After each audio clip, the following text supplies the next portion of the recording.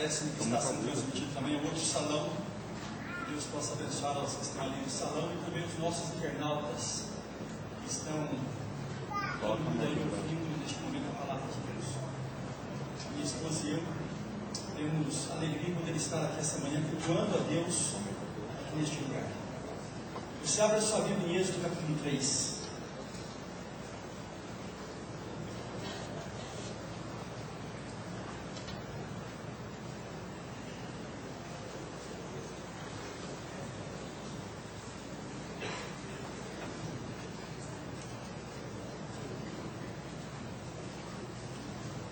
Encontraram?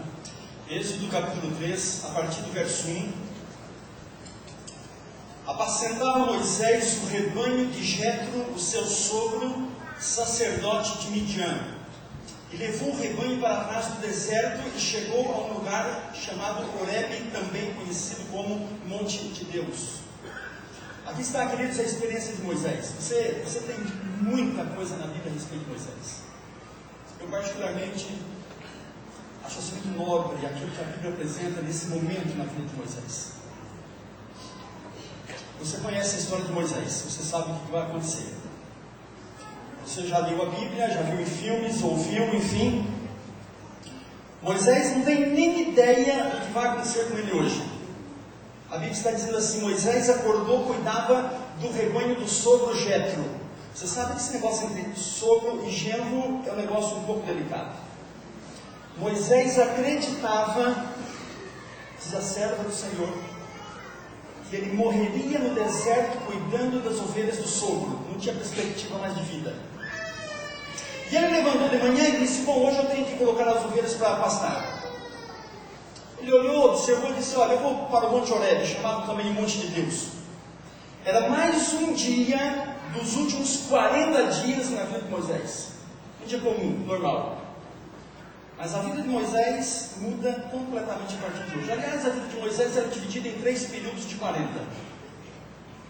Os primeiros 40 anos ele termina a universidade do Egito e ele agora sai para a rua e ele acha que é alguém. Você conhece a história. E quando ele viu alguém do seu sangue sendo agredido por um egípcio, ele agrediu, matou, enfim. Moisés achava que era alguém. Deus disse: Moisés, assim não dá, querido. Você vai para o deserto. Irmãos, eu vou dizer uma coisinha para você. Queira Deus que você nunca tenha necessidade de ir para o deserto. Porque se for necessário, Deus te envia para o deserto. E Ele tem enviado alguns. E 40 anos Moisés ficou no deserto. E com 40 anos ele aprendeu que ele era, na verdade, um ninguém. É o que nós temos aqui agora. E a partir de hoje, queridos, a vida de Moisés muda. E nos próximos 40 anos Moisés viu o que é que Deus pode fazer com ninguém.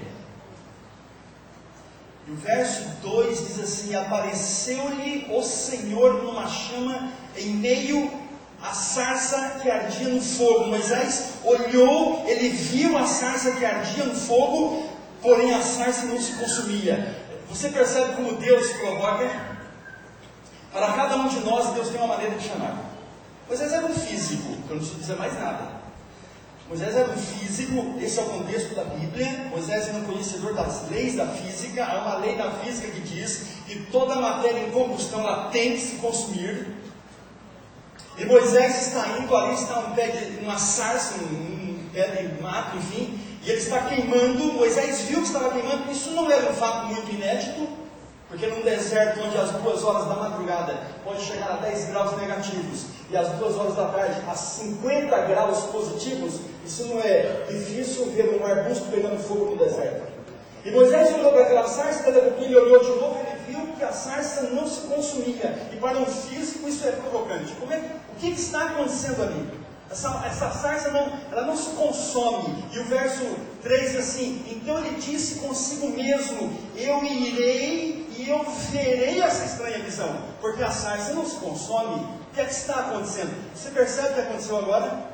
Moisés ele interrompe a sua trajetória comum, ele cessa as suas atividades, ele para com a sua responsabilidade e ele se volta para a sarça. Queridos, é exatamente nesse ponto que você precisa entender uma coisa muito importante. Deus pode usar uma sarça ainda hoje. Eu vejo pessoas clamando às vezes, pedindo, buscando poder, pedindo misericórdia, buscando, sabe, a graça redentora de Cristo. Queridos, às vezes Deus está precisando que você pare com as suas responsabilidades, cesse as suas atividades, mude o rumo normal da sua vida e venha para onde Deus... E Deus pode usar essa sarça ainda hoje, pode ser uma doença, pode ser uma oportunidade, uma situação complicada. A sarça, como no passado, ela é presente ainda hoje, se for necessária.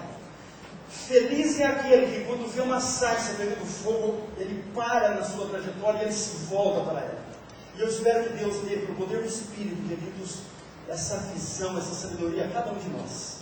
Se Deus, em algum momento, tem enviado uma sarça e Ele precisa falar para mim alguma coisa, que eu tenha essa sensibilidade de perceber que aquele elemento, que pode até estar me incomodando, pode ser Deus querendo que eu mude minha trajetória e se volte para Ele. Está certo? E no verso 4, vendo o Senhor, essa palavra vendo o Senhor, ela é uma expressão hebraica que significa isso. Olha, no mesmo compasso em que Moisés se dirigia, Deus fala com ele. Isso aqui é muito importante, eu volto a daqui a pouquinho. E Deus, o que ele diz aqui? Vendo o Senhor que Moisés vinha em direção à sarça, Deus bradou do meio da sarça. E o que é que Deus diz? Moisés, Moisés. E ele responde o quê? Inainê, Senhor. É o que ele respondeu. Inainê, Senhor. Moisés, Moisés. E ele diz, Inainê, Senhor, que em português nós traduzimos para eis-me aqui, Senhor. Queridos, se fosse 40 anos atrás, talvez Moisés não diria Inainê. Se fosse 40 anos atrás, talvez Moisés dizia assim, pois não, Senhor. Aqui está, Senhor, o meu currículo. Eu estava esperando realmente que o Senhor em algum momento viesse à minha procura. Estou pronto, preparado. O meu diploma da Universidade do Egito está aqui, Senhor. Se Moisés não passasse 40 anos, queridos, no deserto, ele não diria Inainê nunca na sua vida. Inainê, Senhor. A Bíblia traduz como eis-me aqui. Essa tradução eis-me aqui, ela é uma boa tradução, lógico.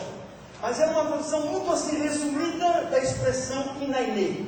E se você puder, com bondade, grave essa palavrinha. Inainê. Ou se você quiser, escreva. Inainê. A palavra Inainê, queridos, ela significa isso aqui, olha. A única razão por que eu vivo, a razão por que eu respiro, a razão por que eu estou em movimento, é para poder servir ao Senhor. Moisés sabia com quem estava falando? Não. Ele não tinha nem ideia. Ainda não. Mas ele sabia que essa voz que vem em meio à sarça, e esse elemento é inédito, esse momento é muito interessante, é curioso. Ele sabe que alguém com muito poder está falando ali. Então ele diz assim, Inainê, Senhor, a única razão por que eu vivo, a razão por que eu respiro, a razão por que eu tenho movimentos, é para poder servir ao Senhor. Queridos, são as palavras que Samuel falou também. Na terceira vez em que Deus fala com Samuel, ele usa a expressão, Inainê, Senhor. Ele tinha 8, 9 anos de idade. Abraão falou a mesma palavra, quando Deus disse assim, Abraão, Abraão, pegue o teu único filho e sacrifique ele para mim. A resposta primária de Abraão foi, Inainê, Senhor. Senhor, a única razão por que eu vivo, e eu quero que meu filho entenda que a única razão por que ele vive também, é para poder servir ao Senhor. E se para servir o Senhor, eu preciso sacrificar o meu filho. Inainê, Senhor, eu irei sacrificá-lo. Jó disse a mesma palavra, Inainê, Senhor. Lá em João capítulo 3, verso 15, está um verso belíssimo. Pois ainda que ele me mate, nele eu confiarei. Isso aí não é minha, queridos. Se Deus quiser me matar, ele me mate. Mas eu não perderei a confiança no meu Deus. Isso aí não é minha. E Davi fala a mesma coisa. Cria em mim, ó Deus, um coração puro e renova dentro de mim um espírito reto. E não me lance fora de tua presença, Senhor, não retire de mim o teu espírito. Porque, Senhor, aí na ideia, a única razão porque eu vivo é para poder te servir. Queridos, essa é a relação única entre um servo e um Deus. Eu não acredito que você veio na igreja hoje de manhã por acaso. Eu não acredito. Eu não acredito que alguém levanta sábado de manhã, um sábado bonito como esse, e diz assim, mas hoje, sei lá, hoje eu acho que eu vou lá em Poema. Eu não acredito nisso. Eu acredito que você veio aqui porque o Espírito de Deus, por alguma razão, que talvez nunca será revelada, porque entre o céu e a terra há muitos mistérios, mas a razão por que você está aqui hoje de manhã, porque você já é membro dessa igreja, Deus sabe por quê. E Deus espera que nessa relação de Deus e servo, você tenha essa expressão dentro do seu coração. E na Inês, Senhor, a razão por que eu vivo que seja para te servir, Senhor.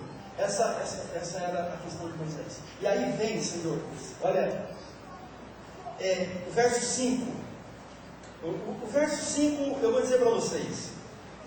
Quando me perguntam por aí em programas de jornal, pastor, qual é o teu verso preferido? Eu tenho dito, Êxodo capítulo 3, verso 5. Ele não é um verso poético, bonito na sua forma de ser, é um verso simples.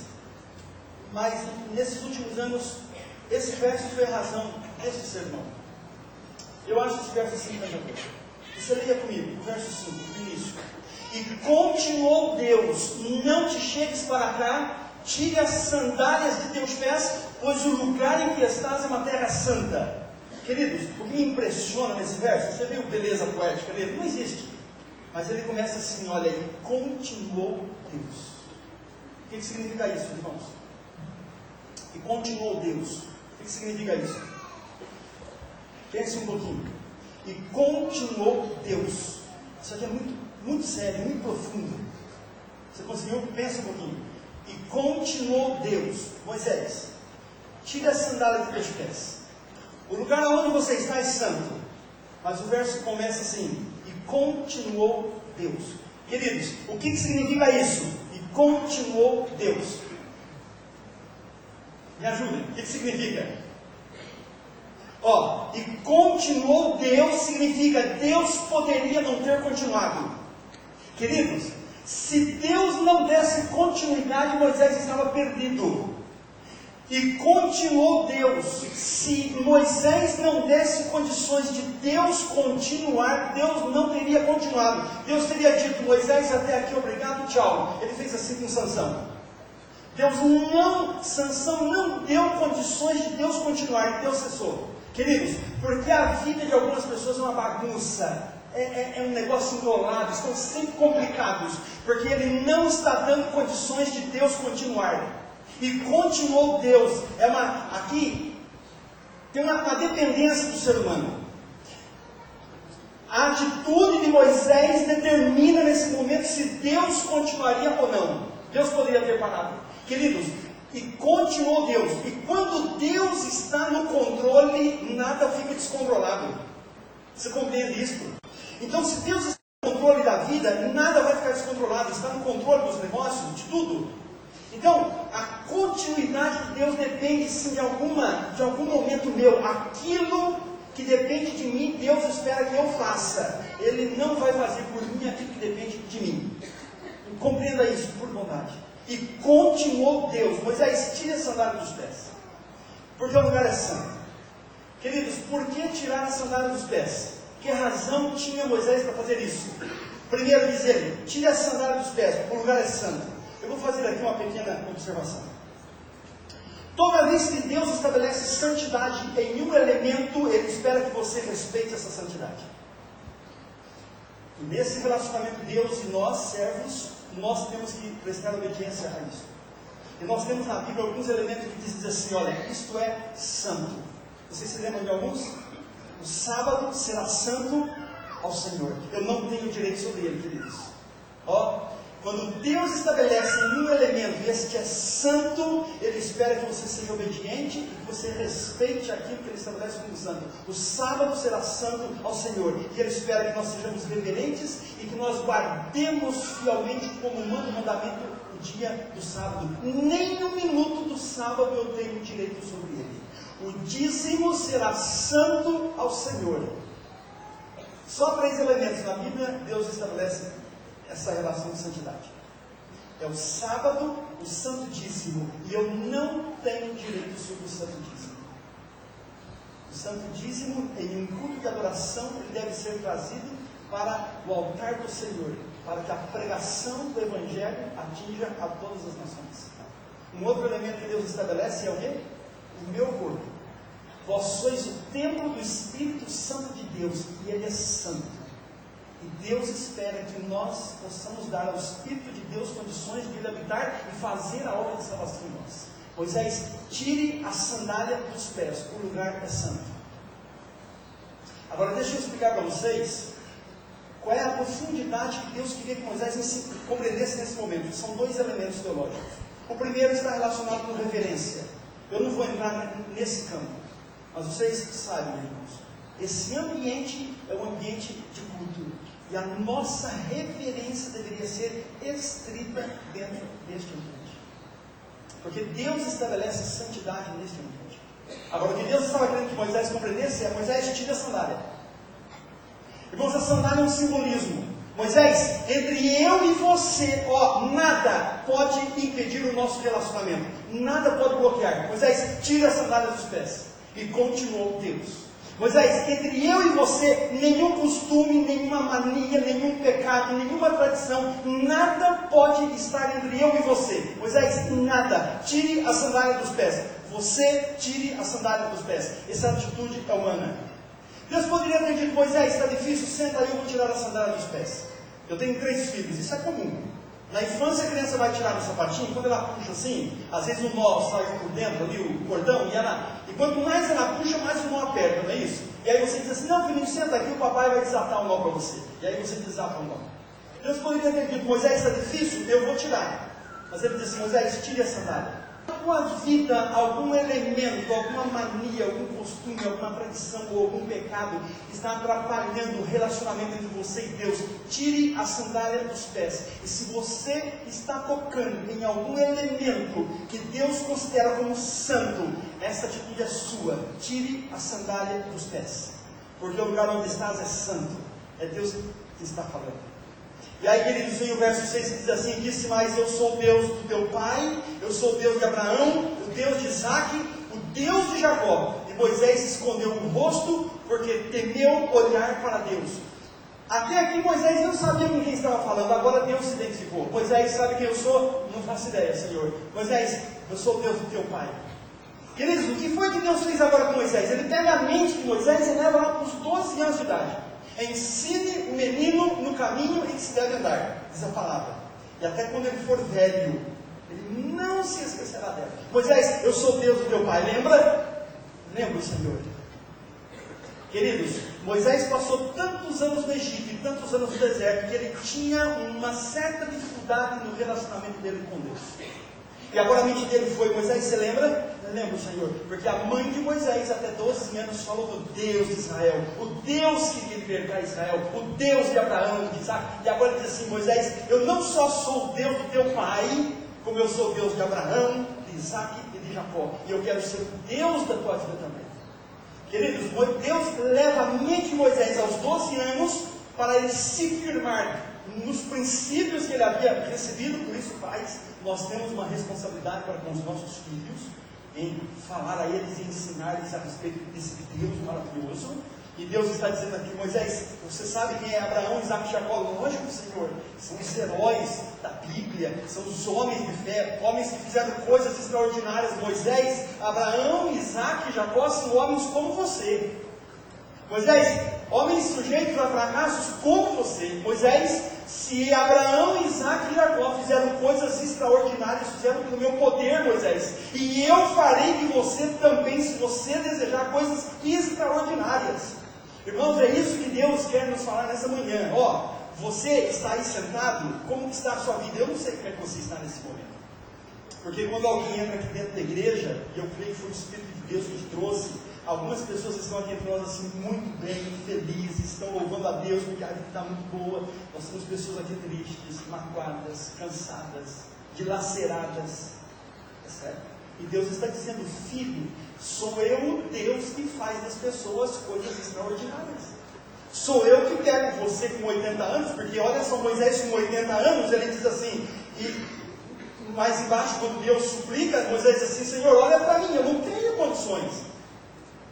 Mas, queridos, deixa eu explicar um momento muito importante aqui. Moisés escondeu o rosto porque ele temeu olhar para Deus. O temer aqui não é ter medo. Por bondade, compreenda isso. Moisés, o temer aqui, Senhor, é respeito, está relacionado com a palavra inaide. Porque quando Moisés, ele diz assim, e ele temeu ao Senhor, e ele escondeu o rosto, é uma expressão de respeito, reconhecimento que o Deus que está diante dele era verdadeiramente o Deus de Israel. Esse temer é um ato de respeito, está relacionado com o Inainê. Senhor, eu quero te servir. A união desenvolve e eu trabalho também junto aos grupos minoritários aqui de São Paulo. Nós temos aqui os grupos, nós temos aqui os nossos irmãos do templo judaico, nós temos os árabes, temos os hispanos, coreanos, japoneses, enfim. Há 3 anos atrás, o primeiro culto que eu assisti aqui com os nossos irmãos na vida mariana, com os judeus, quando eu cheguei na porta, me deram esse equipar. E eu coloquei na cabeça. Na minha cultura, não se lê a Bíblia com a cabeça coberta. E quando eu fui ler a Bíblia naquele sábado de manhã, a minha reação natural foi tirar a minha cabeça. E o pastor Reinaldo, que estava do meu lado, que é o nosso braço direito ali, ele prontamente disse: pastor, por favor, não tire isso da cabeça. E eu pedi licença, desculpa para os irmãos e coloquei de volta a cabeça. E aquilo ficou me incomodando. Mas por que eu tenho que ficar com isso na cabeça? E eu perguntei para o pastor Reinaldo depois: pastor, me explica por que nós temos que ficar com isso aqui na cabeça. Ele disse: pastor, eu vou te explicar. Lá em Gênesis 3, quando o Deus de Israel se apresenta a Moisés, no ato de Moisés colocar a mão no rosto, e a Bíblia diz que ele temeu a Deus, aquele temer a Deus é um ato de respeito, é o inainê. Então, o judeu, ele coloca esse equipar na cabeça, porque é símbolo de respeito a Deus. Significa que acima de mim existe um Deus. É por isso que ele usa isso. Então, quando você vê um judeu usando equipar, ele está dizendo para você: olha, acima de mim há um Deus. Ele está querendo dizer assim: Deus está no controle da minha vida. E se Deus está no controle da minha vida, nada pode ficar descontrolado. E aí eu perguntei para ele: mas pastor, por que as mulheres não usam o equipar? Elas não cobrem a cabeça ali no nosso culto. Ele disse assim: a razão é muito simples. É porque as mulheres têm útero. Eu não entendi muito, eu disse, mas não entendi. O que tem a ver isso com Deus? Ele disse: pastor, isso aqui é uma atitude de muito respeito. As mulheres têm útero. As mulheres procriam. Porque as mulheres procriam, teologicamente nós cremos que elas jamais esqueceriam que acima delas existe um Deus. Irmãs, isso é profundo. Acima de nós há um Deus. E se esse Deus estiver no controle da minha vida, nada pode ficar descontrolado. Posso dizer uma coisa para você? Pode até parecer uma frase de efeito, mas para mim não é. Eu não posso chamar Jesus de Senhor se eu não estou disposto a obedecer. Isso aqui faz parte da nossa relação entre servos e Deus. Como que eu vou chamar Jesus de Senhor se eu não tenho disposição para obedecer? Aqui entra a questão do inainê, Senhor. Eis-me aqui, Senhor. A razão por que eu vivo. E aí Deus diz assim no verso 7: Moisés, de fato eu tenho visto a aflição do povo que está lá no Egito. Eu tenho ouvido o clamor do povo por causa de seus opressores. Eu conheço o sofrimento do povo. Mas como, Senhor? O Senhor tem ideia de quantos anos faz que esse povo está sofrendo no Egito? Moisés já sabe de tudo. Mas, Senhor, e aonde o Senhor esteve? Esse é o diálogo. Aonde o Senhor esteve, Senhor? Que esse meu povo tem sofrido tanto. Moisés, eu nunca deixei de acompanhar o meu povo. Eu conheço o sofrimento. Queridos, quer saber de uma? Deus sabe exatamente a posição que você ocupa na vida agora. Moisés, eu conheço tudo. Sabe, queridos, o que diz a cultura egípcia, as escavações por aí? No Egito, um escravo não era sepultado. Um escravo, quando ele morria no Egito, ele era oferecido ao Deus Nilo. Ele era jogado dentro do rio Nilo. E Deus está dizendo: Moisés, eu tenho visto o sofrimento do povo. Eu vejo quando morre um querido entre o povo de Israel que nem pode ser sepultado, ele é oferecido ao Deus pagão, ao Deus Nilo. Moisés, eu vejo tudo, eu conheço tudo. Queridos, saiba disso. Deus sabe exatamente a posição que você ocupa na vida agora. E Ele está interessado em você, e Deus fica triste e Ele chora. Eu acredito nisso, quando Ele vê um filho dele sofrendo. Mas esse é o Deus que pode fazer na tua vida coisas extraordinárias, como Ele fez para Abraão, para Isaac e para Jacó, e na vida de Moisés também. E aí Deus vem no verso 10 assim: a Moisés, vem, porque eu te enviarei, e você vai tirar do povo do Egito. Moisés nem sonhava, queridos, que ele fazia parte do plano de Deus. E a vida dele muda hoje demais.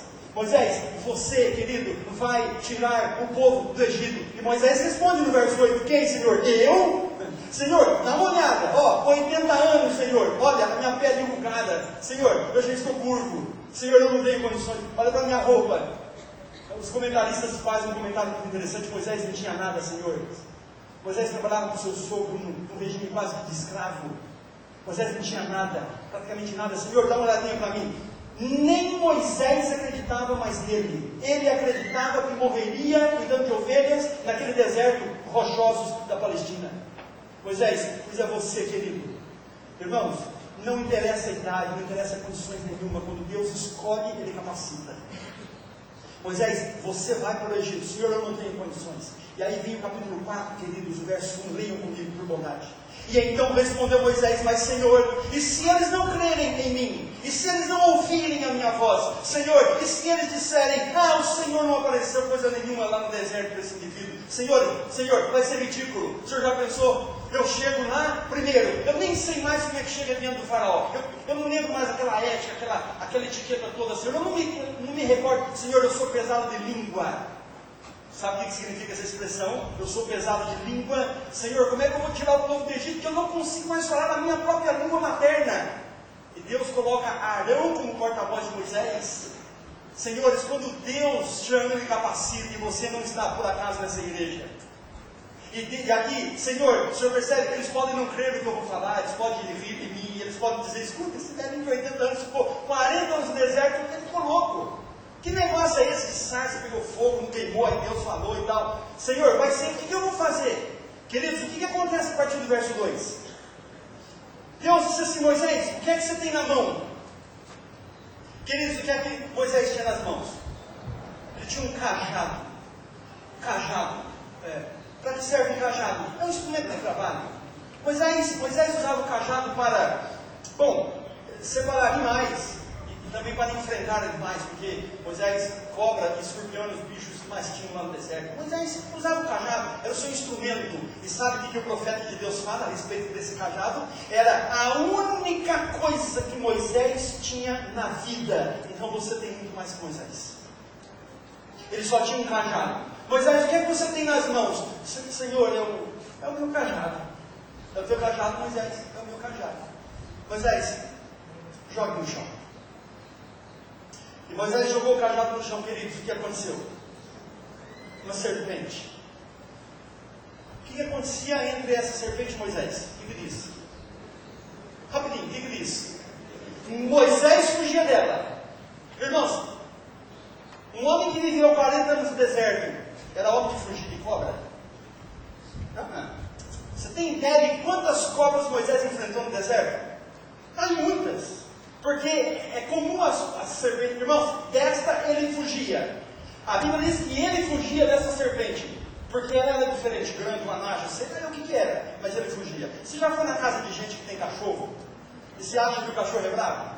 E você fica assim, fulano, esse cachorro não vai me morder não? Não morde não. Olha, o cachorro vem chegando perto de você, querendo dar um cheirinho, e você, fulano, ele vai me morder. Não morde não. Senhor, essa cobra vai me pegar, não morde não, Moisés. Senhor, não brinca, por aqui não tem soro antiofídico, Senhor. Moisés, fica tranquilo. Mas, Senhor, eu estou com medo. Moisés, fica tranquilo. Ele fugia da cobra aqui. Porque eu não sei, ela era alguma coisa, ela tinha diferente. Aí Deus disse assim para Moisés, Moisés, você agora pegue a cobra.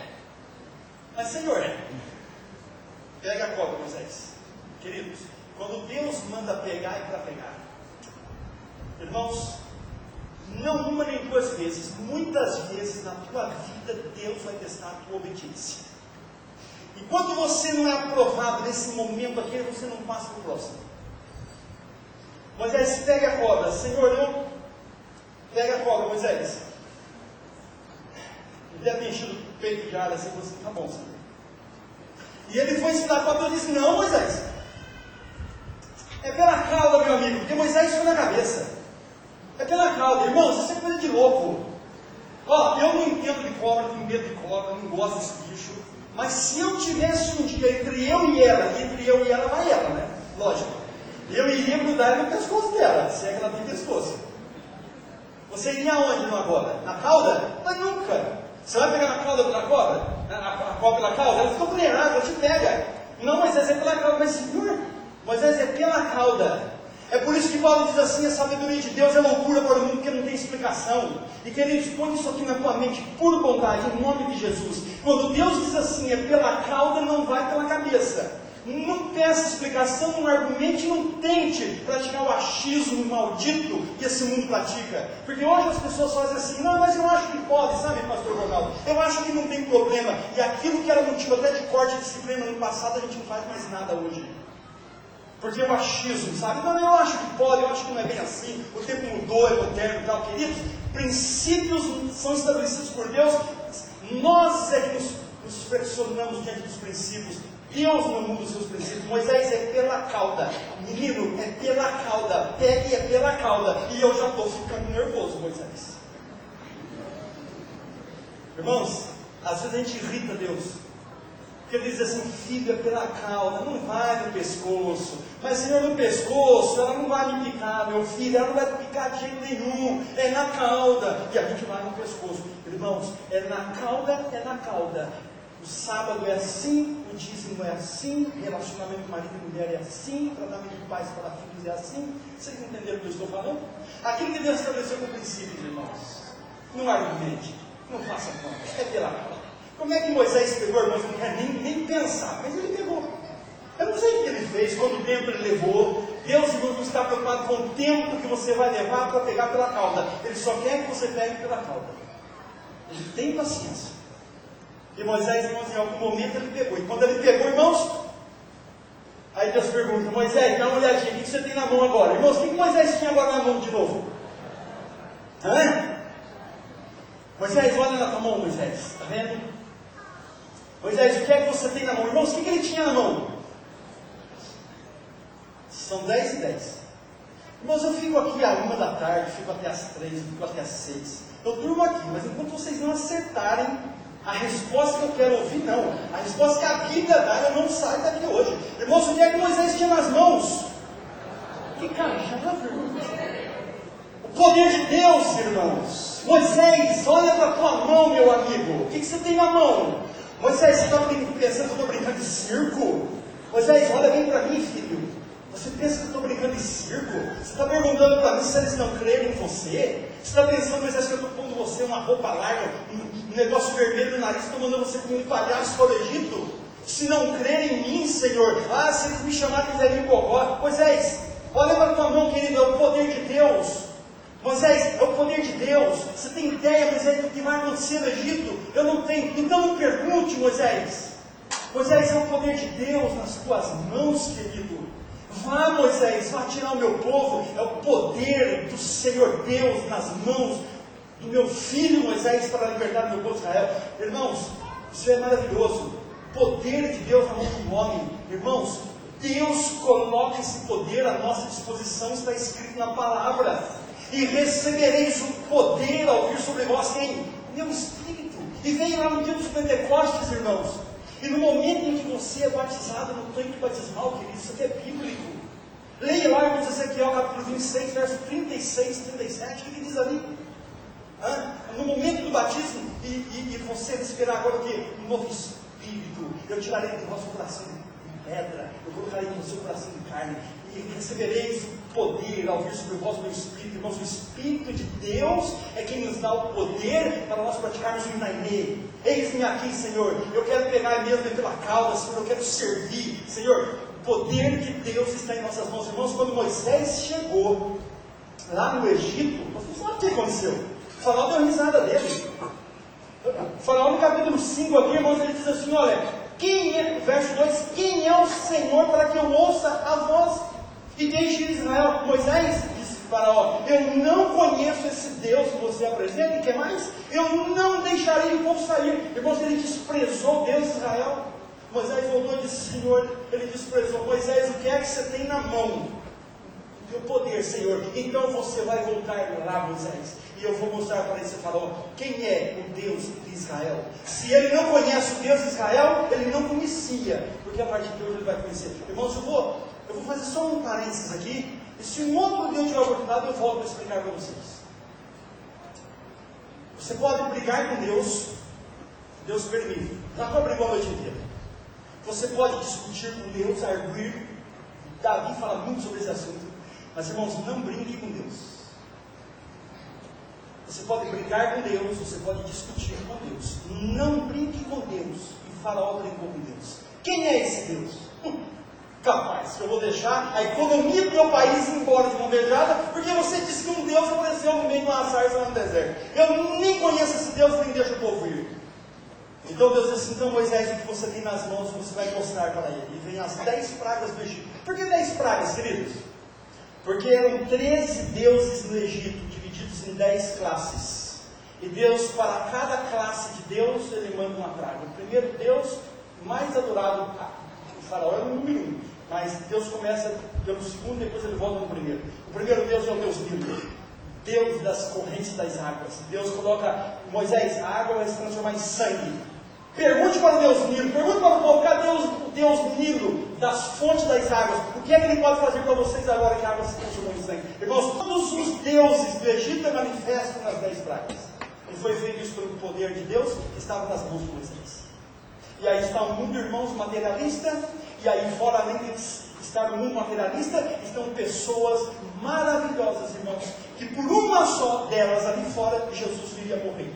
E Ele espera que nós, pelo poder, possamos pregar o Evangelho a essas pessoas, queridos. Deus espera que nós, irmãos, possamos compartilhar com essas pessoas. E Ele está dizendo: filho, põe o meu poder na tua mão. Irmãos, quando nós nos ajoelhamos, Satanás treme. Você dá para ter essa noção? Você, quando ajoelha ao pé da tua cama, na tua casa, em qualquer ambiente que você se ajoelhou, Satanás, ele treme. Ele tem medo, porque ali está o poder de Deus sendo colocado nas mãos de um humilde ser humano, que pela graça de Deus, irmãos, podem fazer coisas extraordinárias. E aqui está, irmãos, o último verso. E assim Moisés tomou a sua esposa, que é o verso 20 do capítulo 4. Ele tomou também os seus filhos, os colocou em cima de um jumento, e ele foi para o Egito. E Moisés levava nas mãos, quem, irmãos? O cajado do Senhor, que era símbolo do poder. Aqui, irmãos, é um assunto maravilhoso. Eu não vou entrar, só vou dar ideia para vocês.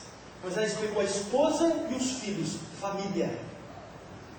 Irmãos, a nossa família tem que ser bem ordenada e bem disciplinada.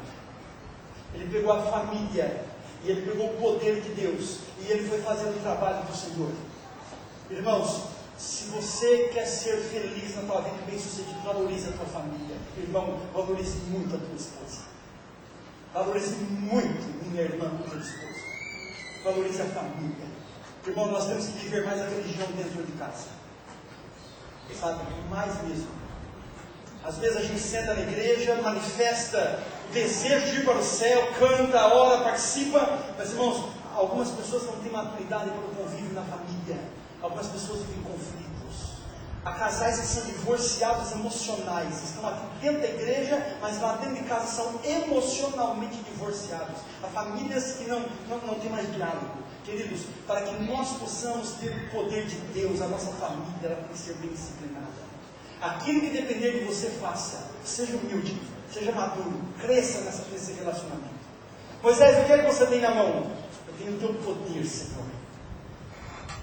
E não é nesse, Senhor. Eu quero te servir. Irmãos, que Deus nos abençoe. Que Deus te dê poder ao descer sobre vós, meu Senhor. E que quando Jesus voltar, possamos olhar para o céu e dizer: eis que esse é o nosso Deus, a quem aguardávamos e esperávamos. Nele exultaremos e nos alegraremos. Que a paz do Senhor esteja com todos nós. Amém.